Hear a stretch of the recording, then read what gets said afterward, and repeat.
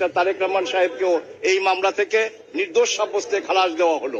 মাননীয় প্রধান বিচারপতির নেতৃত্বে আমাদের ফুল বেঞ্চ অ্যাপেলেট ডিভিশনের ওনারা বলেছেন যে অন্য কনভিক্ট যিনি আপিল করতে পারেননি এই খালাস বা এই একুইটালের অর্ডার তাদের বেলায় প্রযোজ্য হবে।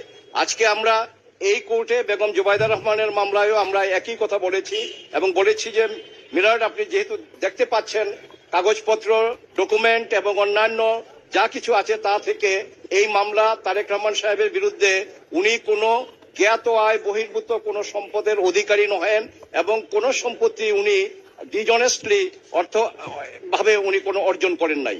আর কাজেই আপনি যদিও উনি আপিল করতে পারেননি আপনি এই খালাসের বেনিফিট বা এই জাজমেন্ট যাতে ওনার বেলায় প্রযোজ্য হয় আপনি সেটা করতে পারেন। এবং মাননীয় আদালত আমাদের কথা রেখেছেন, আমাদের কথা শুনেছেন এবং উনি এটা গ্রহণ করেছেন এবং জাজমেন্টে উনি অর্ডার পোর্শনে পরিষ্কারভাবে উল্লেখ করেছেন যে মিস্টার তারেক রহমান সাহেবকেও এই মামলা থেকে নির্দোষ সাব্যস্তে খালাস দেওয়া হলো। যে আমরা আগে এই কোর্টে আমরা একটা বলেছি এবং আগের ইন্টারভিউতেও আপনাদের কাছে এই জাতিকে আমরা একটা কথা বলেছিলাম আমরা আইনজীবীরা এবং আমার সাথে আমার ডিফেন্স টিম অন্যান্য যারা আছেন mister Kaiser Kamal, barrister Badruzzoha Bazal, mister Zakir Hossain Bhuiyan এবং আমাদের সিনিয়র জয়নাল আবদিন সাহেবও ছিলেন।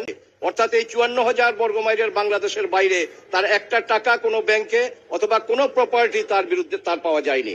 কাজেই ম্যাডাম খালেদা জিয়া যে কথাটা বলতেন যে বাংলাদেশের বাইরে আমার কোনো ঠিকানা নাই, আজকে এই মামলায় খালাসের মাধ্যমে এটা আবার প্রতিষ্ঠিত হলো যে বাংলাদেশ এই ম্যাডাম খালেদা জিয়া বা জিয়া পরিবারের বাংলাদেশের বাইরে কোনো ঠিকানা নাই। আজকে 18 বছর 17 বছর উনি লন্ডনে আছেন ভাড়া বাড়িতে। কাজেই এই মামলা 7 সনে শুরু হয়েছে, 23 সনে জাজমেন্ট, উনি 8 সনে 9 সনে লন্ডনে গিয়েছেন। যদি কোনো সম্পত্তি লন্ডনে থাকতো বা অন্য কোনো দেশে থাকতো সেটা এনে আবার চার্জ অ্যামেন্ডমেন্ট করে তারপরে তাকে সাজা দেওয়া যেত, কিন্তু এই ধরনের কোনো কিছু পাওয়া যায়নি। কাজেই আল্লাহ রাব্বুল আলামিনের দরবারে লাখো কোটি শুকরিয়া। আমি এবং আমার ডিফেন্স টিম যারা আমার সাথে ছিল আমরা এই মামলা যথাযথভাবে কোর্টে উপস্থাপন করতে পেরেছি এবং রায়ে নির্দোষ সাব্যস্তে বেগম জুবাইদা রহমান এবং ওনার স্বামী মিস্টার তারেক রহমান খালাস হয়েছেন।